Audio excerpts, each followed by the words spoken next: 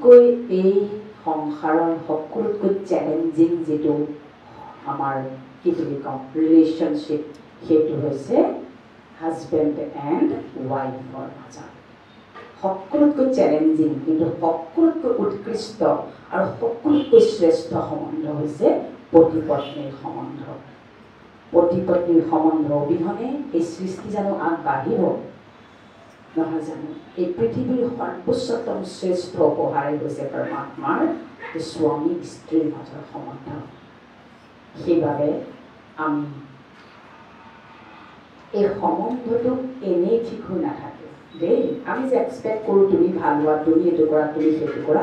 সম্বন্ধ কিন্তু এক্সপেক্টেশ্যনত জীয়াই নাথাকে বিলিভ কৰেনে কথাটো আশা কৰাত কিন্তু সম্বন্ধ জীয়াই নাথাকে আশা কৰাতকৈ যদি আমি দাতা হৈ যাওঁ তাৰমানে গিভাৰ হৈ যাওঁ যদি দিবলৈ আৰম্ভ কৰোঁ আমি বিচাৰি থকাবিলাক লাহে লাহে নিজে ফুলটি হ'বলৈ আৰম্ভ কৰিব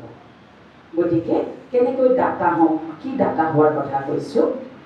এক নম্বৰতে হৈছে সম্বন্ধটোক ধৰি ৰাখিবলৈ হ'লে বহুত বেছি লাইট হৈ থাকিব লাগিব মানে পাতল বহু কথাৰ মাজত ভালটো পিক আপ কৰিব লাগিব অলপ টান হয় বহু কথাৰ মাজত ভালটো পিক আপ কৰিব লাগিব এতিয়া কি হয় বিবাহৰ আগৰ আৰু বিবাহৰ পিছৰ সময়খিনি অলপ বেলেগ হয় আকৌ সন্তান জন্ম হোৱাৰ পিছৰখিনি আৰু বেলেগ হ'বলৈ আৰম্ভ কৰে হয় আমাৰ তিনিটামান পাৰ্ট চলে সংসাৰত আমি যিহেতু নিজেও সংসাৰীত গতিকে কি হয় আমাৰ প্ৰথম অৱস্থাত আমি ইজনে সিজনক ইমান ভালকৈ নাজানো বা লগ পাই নাথাকৰ কাৰণে বিবাহ পাশত আবদ্ধ হোৱাৰ পিছত ইজনে আনজনৰ কমি কমজুৰি দুৰ্বলতাবিলাক একদম স্বচক্ষুৰে দেখিবলৈ আৰম্ভ কৰি দিওঁ আৰু সেইখিনিতে ঘূণে ধৰিবলৈ আৰম্ভ কৰি দিয়ে এতিয়া কথা হ'ল ঘূণে ধৰা জানো বিচনাখন জানো আমি পেলাই দিওঁ তাক আমি ৰিপেয়াৰ কৰোঁ নহয় জানো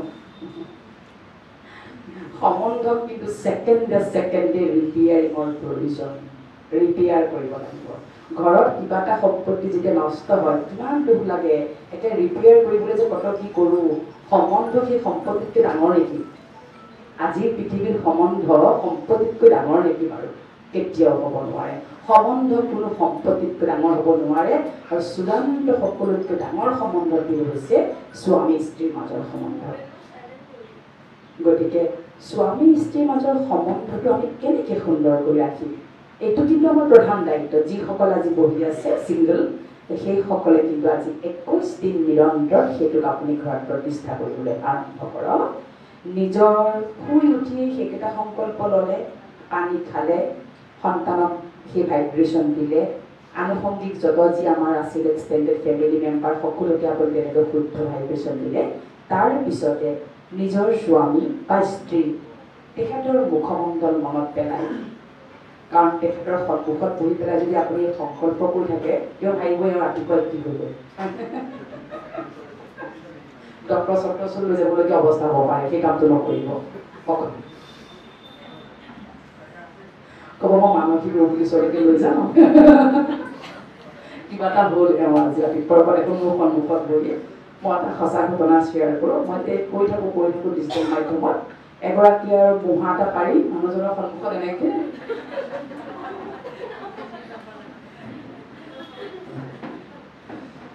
মানুহজনে এনেকৈ বৰবৰাই থাকে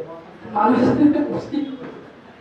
মোক এদিন ফোন লগালে যে তুমি ক'ত শিকিছা বোলে এই বেকাৰীগৰাকী শিকাইছে তেওঁ মোলে ফোন লগালে আৰু নমস্কাৰ এনেকুৱা কথা মই মানুহগৰাকীক এখন শুই উঠি কিবা মুহা এটা পাৰি কিবা কিবি কৈ থাকে মোৰ সন্মুখত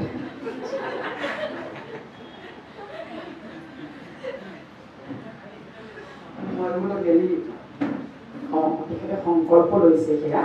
এদিন লিখি পেলাই আপোনাক জনাবলৈ দিবচোন কি কি কৰিছে পিছত লিখিও ৰাখিছে ক'ৰবাত কিন্তু মোক ক'লে কিন্তু বাইদেউ কথা এটা অনুভৱ কৰিছোঁ মোৰ খংটো বহুত বেছি আছিলে কিন্তু হঠাৎ তেওঁ কেনেকৈ থাকিলে আকৌ থকা মোৰ ভালো লাগে দেখোন কিবা এটা আৰু মোৰ খংটো কিন্তু বহুত কমি গ'ল তেখেতে হাজবেণ্ডে মোক ফোন লগাই সেইটো কি বাৰু সেয়া কিন্তু মেজিক যাদু নিদিওঁ নহয়ো একো মেজিক যাদু নহয় আমি কোৱা কেইটামান কেৱল শব্দ ব্ৰহ্ম বুলি কয় হয়নে শব্দ ব্ৰহ্ম এই যে মই কথা কৈ আছোঁ এই গোটেই ঘৰটো তেতিয়া আমাৰ ইয়াতে ভাইব্ৰেট হৈ থাকিব শব্দবিলাক সি ইয়াতে এনাৰ্জি ক্ৰিয়েট কৰিব আৰু যোনেই সোমাই আহিব তেওঁৰ ভাল লাগিব শক্তিশালী লাগিব কাৰণ পজিটিভ কথা বতৰা হৈ আছে ইয়াতে গতিকে তেওঁ শেষত ক'লে পিছত দুয়োজনে আকৌ মোৰ লগত কাউন্সিলিং বেলেগে দুয়োজনে অকলে কৰি আজি কৈছে আমাৰ এটা খং উঠিলে আনটোৱে এনেকৈ আমি সংকল্প কৰোঁ এতিয়া দুয়োজনে তেনেকৈ সংকল্পৰে চলি আছে আৰু গতিকে এইটো হৈছে এটা সঁচা ঘটনা ৰিচেণ্টলি এনেকুৱা বহুত হৈ থাকে গতিকে আৰু এজন ডক্টৰ ভাইয়ে ফোন কৰিছিল তেওঁ কৈছিলে যে মোৰ মায়ে ৰাতিপুৱা হ'লে মানে তেখেতৰ ষ্ট্ৰেছ এনজাইটি আছিল ভাল ডক্টৰ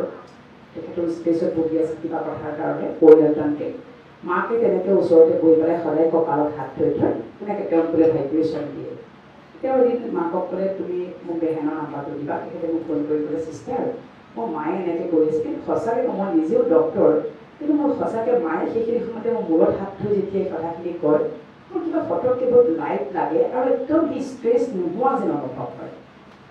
কথাটো হৈছে এগৰাকী মাতৃৰ মুখৰ পৰা ওলোৱা প্ৰতিটো শব্দই সন্তানৰেই হওক ঘৰখনৰ সকলোৰে হয় ভাগ্য নিৰ্মাণ কৰিব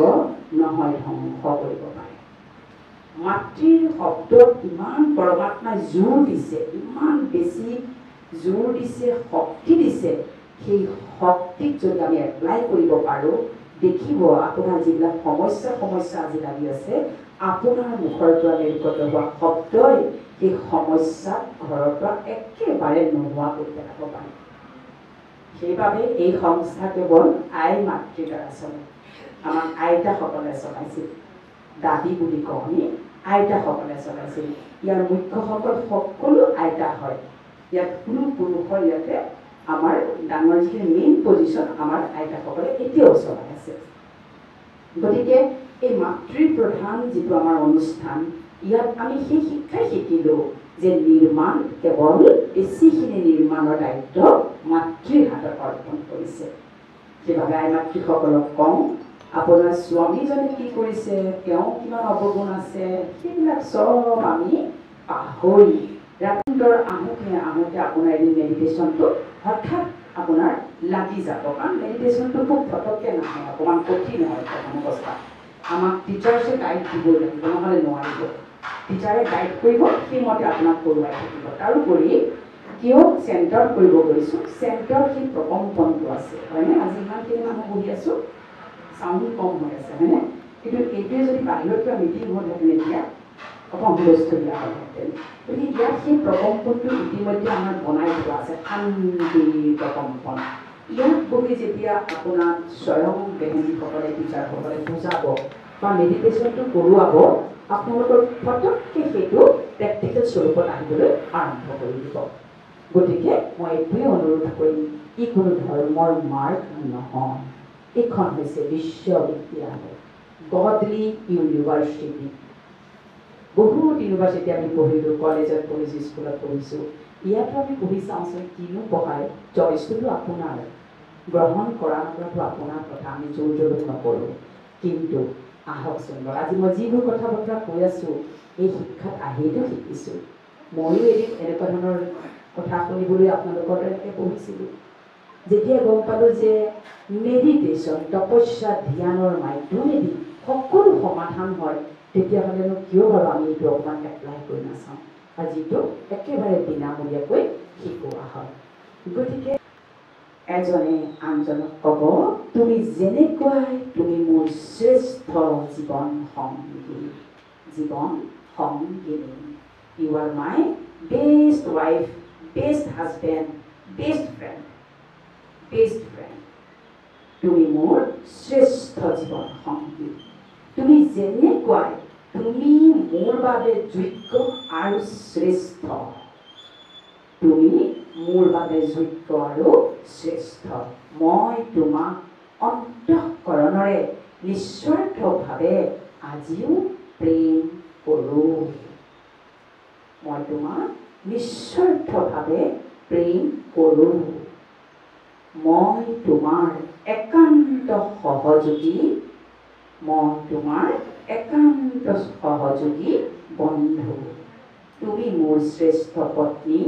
তুমি মোৰ শ্ৰেষ্ঠ স্বামী আমি দুয়ো যুগে যুগে বান খাই আহিছোঁ এয়া আমাৰ শেষ মিলন বা প্ৰথম মিলন নহয়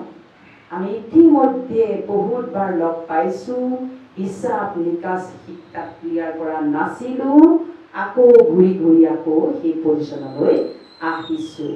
মই উপলব্ধি কৰিছোঁ যে মই আজিৰে পৰা মই প্ৰতিজ্ঞা কৰিছোঁ, আজিৰে পৰা আমাৰ সম্বন্ধৰ মাজত মধুৰতা, একত্ৰতা, নম্ৰতা, সন্মান, নিস্বাৰ্থ প্ৰেম আৰু সহযোগিতা, বিশ্বাস মোৰ ফালৰ পৰা মই অটুট ৰাখিম। সেইটো মোৰ প্ৰতিজ্ঞা। তেওঁ ৰাখে নাৰাখে সেইবিলাক আকৌ চিন্তা কৰিব নালাগে। বুজি পাইছেনে কথাটো? তাতে আকৌ ক্লেশটো আহি যাব। মই কৰিলেনো কি হ'ব, তেওঁলোকে নকৰিলেকে প্ৰশ্ন আহে মোলে। সেইবোৰ কৰিব নালাগে। মই মোৰ কামটো কৰিব লাগে, সেইটো মোৰ কৰ্মৰ ফল। মোৰ কৰ্মৰ ফল মানে কি? মই যিটো চিন্তন কৰিম আৰু মই যিটো কৰ্মক্ষেত্ৰত ৰূপায়ণ কৰিম। এতিয়া আকৌ প্ৰেক্টিকেল কৰিম। সকলোৱে নিজৰ নিজৰ স্বামী স্ত্ৰীৰ মুখকেইখন মনত পেলাওক। একদম চকু মুদি ভেৰি চুইটলি মৰমৰে মনত পেলাওক আৰু এতিয়া ক'ব, মনৰে ক'ব, তুমি মোৰ শ্ৰেষ্ঠ জীৱন সংগী। তুমি যেনেকুৱাই, তুমি মোৰ বাবে যোগ্য আৰু শ্ৰেষ্ঠ। মই তোমাক অন্তঃকৰণৰে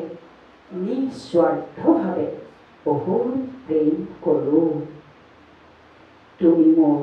একান্ত সহযোগী জীৱন সংগী।